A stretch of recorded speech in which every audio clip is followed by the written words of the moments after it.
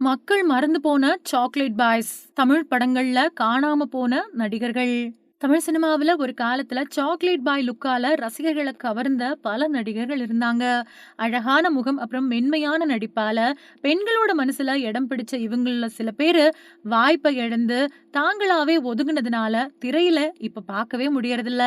அவங்கலாம் யார் யாரு அப்படிங்கிறத இப்ப பார்க்கலாம்.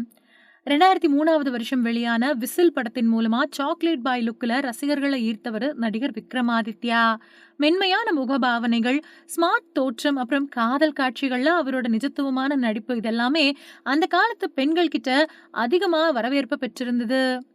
1997வது வருஷம் வெளியான ஆஹா படத்தின் மூலமா ரசிகர்களை கவர்ந்தவர் நடிகர் ராஜீவ் கிருஷ்ணா.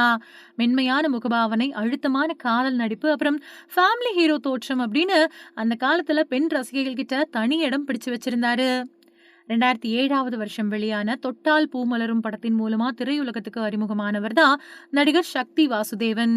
மென்மையான காதல் காட்சிகள், அழகான ஸ்மைல் அப்புறம் ஸ்டைல் அப்படின்னு பெண் ரசிகைகளோட கவனத்தை ஈர்த்தாரு. ரொம்ப நாளைக்கு பின்னாடி பிக் பாஸ் சீசன்ல கலந்துகிட்ட இவர இப்பல்லாம் சினிமாவுல பார்க்கவே முடியறதில்ல. 2003வது வருஷம் வெளியான அன்பு படத்தின் மூலமா சாக்லேட் பாய் லுக்ல ரசிகர்களை ஈர்த்தவர் நடிகர் பாலா. இவரோட நடிப்பு அந்த காலத்துல இருந்த பெண் ரசிகர்கள் மத்தியில ரொம்ப பெரிய வரவேற்பு பெற்றிருந்தது. 2003வது வருஷம் வெளியான எனக்கு 20 உனக்கு 18 படத்தின் மூலமா தமிழ் ரசிகர்களை கவர்ந்தவர் தான் நடிகர் தருண்.